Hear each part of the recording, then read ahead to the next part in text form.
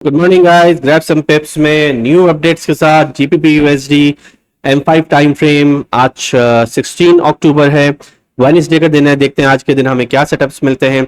आज के सेटअप पे जाने से पहले कल का रिकैप करते हैं।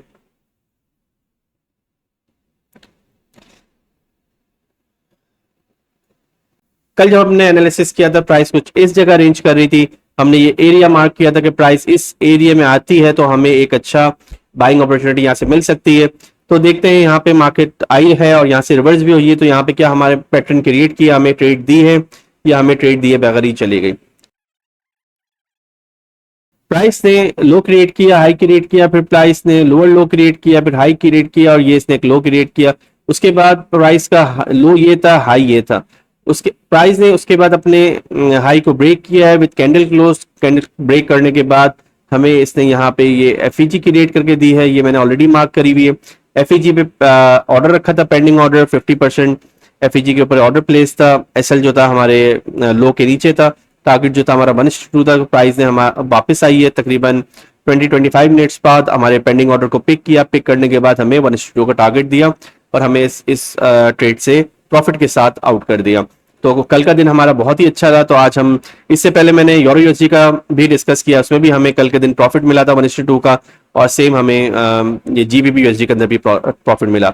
अब चलते हैं आज के सेटअप की तरफ। मार्किंग मैंने ऑलरेडी करके रखी हुई है।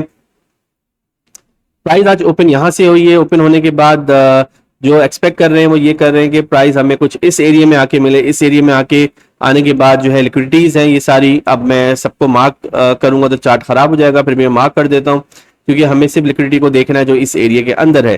तो ये एक लिक्विडिटी है, ये लिक्विडिटी है, ये हाई है, हमारा स्ट्रक्चर हाई, ये भी एक लिक्विडिटी है।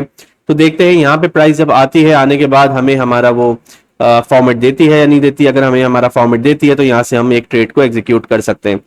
तो टारगेट जो है हमारा 1:2 का होगा। यहाँ पे जैसे ही हमें 1:2 का टारगेट मिलता है हम ट्रेड से एग्जिट हो जाएंगे।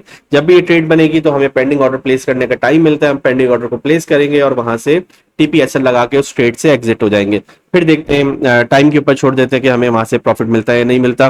तो आज का जीबीपी यूएसडी का जो सेटअप है वो हमें इस एरिया में फाइंड करना है। इसके अलावा आप किसी भी फॉर्मेट पे काम करते हैं, जो भी आपकी स्ट्रेटेजी है, आप इस एरिया को फोकस करें। इस एरिया में आने के बाद जब प्राइस आपको आपकी स्ट्रेटेजी के हिसाब से, आपकी जो फॉर्मेट है उसके हिसाब से अगर ट्रेड देती है सेल की, रिवर्सल की, तो आप उसको एग्जीक्यूट कर सकते हैं।